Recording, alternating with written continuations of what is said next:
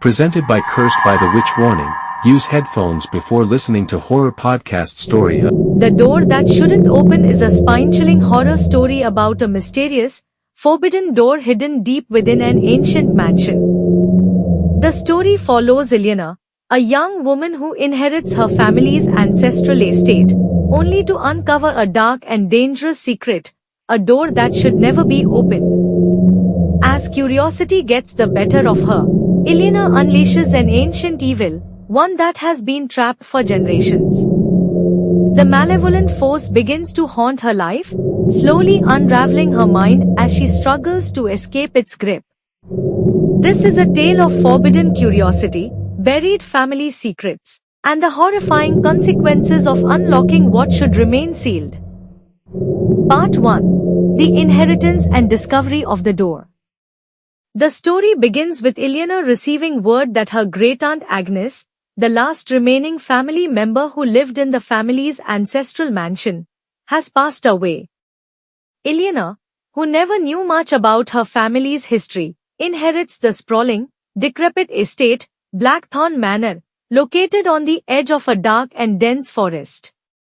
The mansion, built in the 1800s, had been in the family for centuries but was shrouded in mystery and tragedy. Many of her ancestors died young or disappeared under suspicious circumstances, leading to rumors that the house was cursed.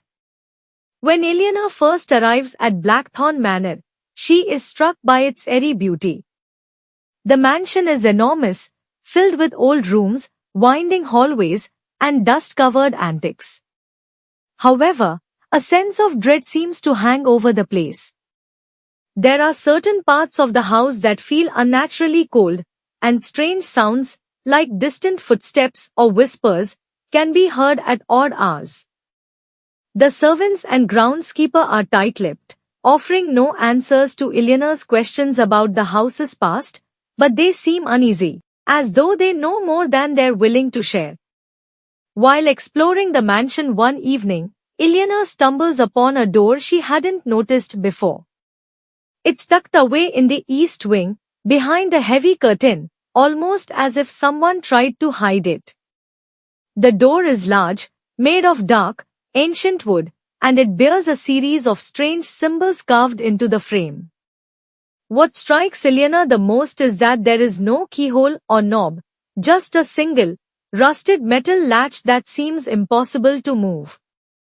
The door exudes an unsettling aura, and despite her growing curiosity, Eleanor feels an instinctive urge to leave it alone. Part 2. The Warnings and Growing Curiosity. The more Eleanor explores the mansion, the more fixated she becomes on the mysterious door. She asks the old housekeeper, Mrs. Lyle, about it, but the woman reacts with fear and panic, warning Eleanor never to try to open it.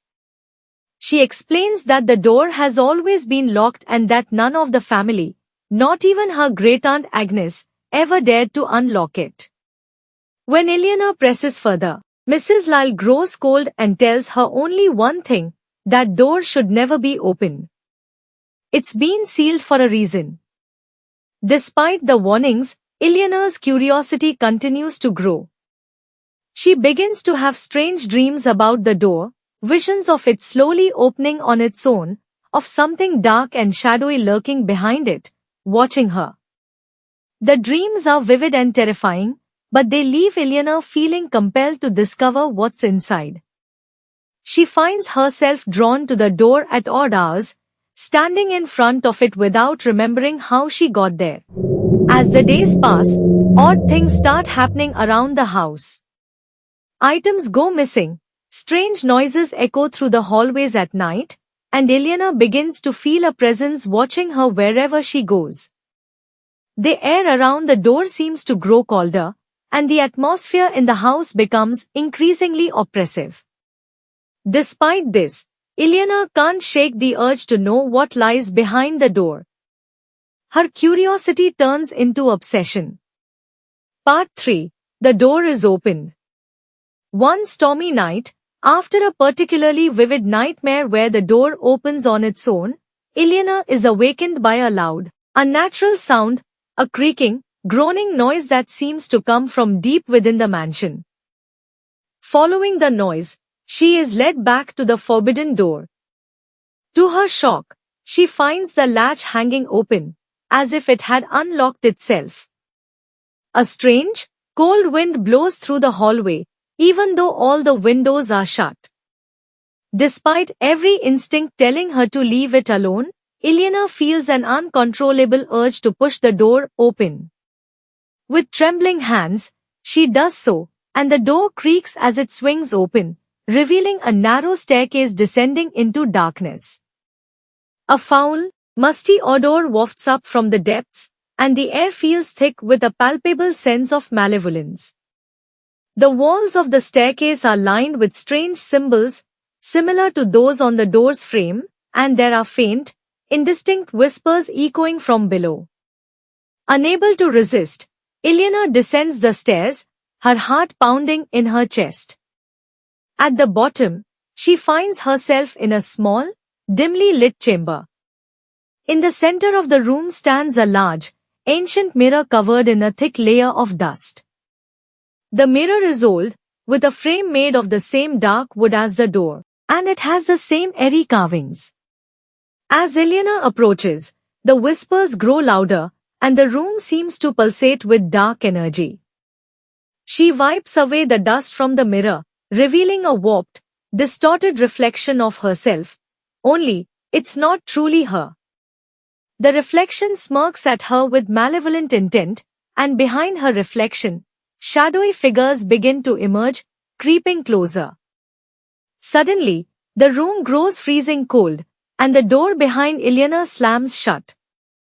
She realizes too late that she has released something ancient and evil, a force that has been trapped in the mirror for generations, waiting for someone to open the door. The figures in the mirror reach out, and the lights flicker, plunging the room into darkness. Part 4. The Haunting and Descent into Madness. After that night, Ilyana's life becomes a living nightmare. The door, once locked, now refuses to stay closed. No matter how many times she shuts it, it swings open on its own, revealing the dark stairway leading to the cursed chamber below. The mirror, too, begins to haunt her. Though she tried to cover it with a cloth and lock the room, she often finds it uncovered, her twisted reflection waiting for her, smirking cruelly. The shadowy figures from the mirror begin to invade her life, appearing in every reflective surface, windows, mirrors, even in puddles of water. At first, they stay in the background, watching her, but soon they grow bolder, creeping closer, their cold breath on her neck, their whispers filling her ears. Ilyana begins to lose her grip on reality. She experiences vivid hallucinations, hearing voices that aren't there, seeing things move out of the corner of her eye. The house itself seems to change, hallways stretch longer than they should, doors that once led to familiar rooms now open into dark, empty spaces. She feels constantly watched, hunted by the dark presence she unwittingly unleashed. Sleep becomes impossible, as her dreams are filled with the shadowy figures dragging her toward the mirror, forcing her to gaze into it as her reflection grins with malevolent glee. Her body weakens, and her mental state deteriorates as the entity in the mirror begins to take over her life. She sees her reflection doing things she hasn't done, smiling when she isn't, moving when she's still. The line between Ilyana and the entity becomes increasingly blurred. Part 5. The Final Revelation and Tragic End. In a desperate attempt to rid herself of the curse, Ilyana searches through her family's history and finds a long-buried journal from one of her ancestors, Reginald Blackthorne, who originally built the mansion. The journal reveals that the door was sealed by Blackthorne himself after he attempted a forbidden ritual involving the mirror.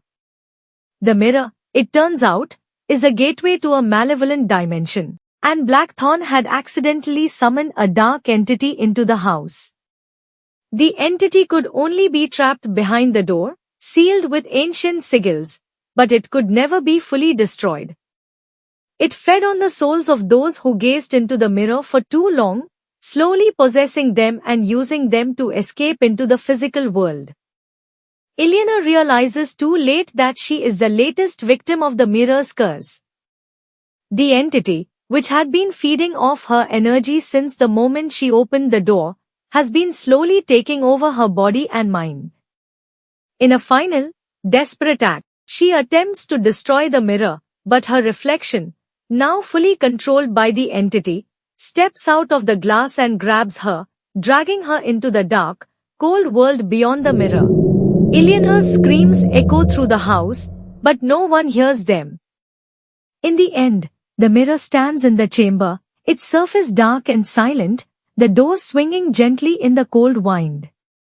The mansion remains as it was, but now, Ilyana's twisted reflection stands within the glass, her eyes hollow and her face locked in a grim, knowing smile, waiting for the next unfortunate soul to unlock the door. Themes and atmosphere. The Door That Shouldn't Open is a story that explores themes of forbidden curiosity, the dangers of unlocking what should remain sealed, and the creeping terror of being hunted by an unseen, malevolent force. The door serves as a symbol of temptation, a boundary between the living world and something far darker and more dangerous. The story builds tension through its slow. Thank you for watching. Just like and subscribe.